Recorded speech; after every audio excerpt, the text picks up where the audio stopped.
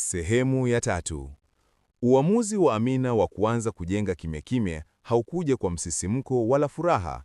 Ulitokana na vita ya ndani ya moyo wake, vita kati ya kuendelea kuamini ndoa aliyokuwa akiishi na hofu ya kesho isiyo na uhakika.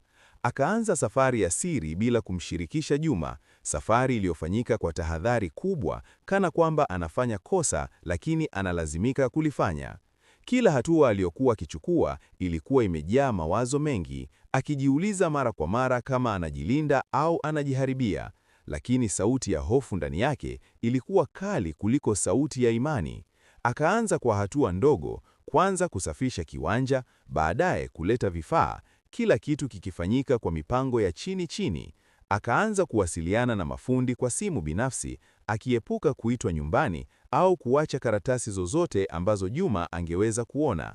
Malipo aliyafanya kwa utulivu mkubwa, mara nyingine akitumia fedha kidogo kidogo ili asihisi kama anajitenga sana na mzunguko wa kawaida wa maisha ya nyumbani.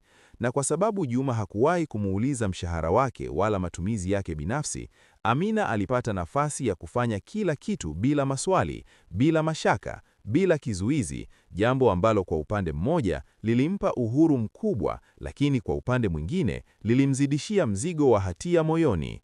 Nyunga ikaanza kupanda taratibu, tofali juu ya tofali, siku juu ya siku, na kila alipokuwa akifika site kuangalia maendeleo ya ujenzi, Amina alikuwa akihisi mchanganyiko wa hisia.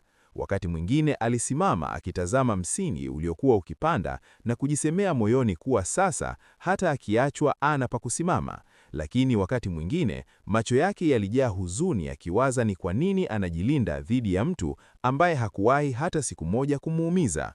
Kila alipoona watoto wake wakicheza nyumbani, kila aliposikia sauti ya Juma ikicheka nao, alihisi kama anawasaliti kimya kimya kwa kuwaweka kwenye maisha mawili yasiyojuana.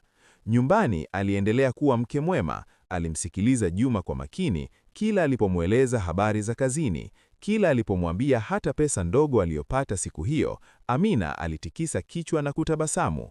Lakini ndani ya tabasamu lile kulikuwa na siri nzito, siri ambayo ilianza kumchosha kuliko kumlinda.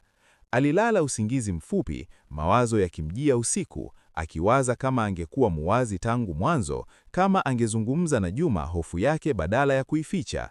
Lakini kila alipofikiria kumwambia ukweli, aliona kama ni kuchelewa, kwa sababu ujenzi ulikuwa umefika mbali, na kadiri ujenzi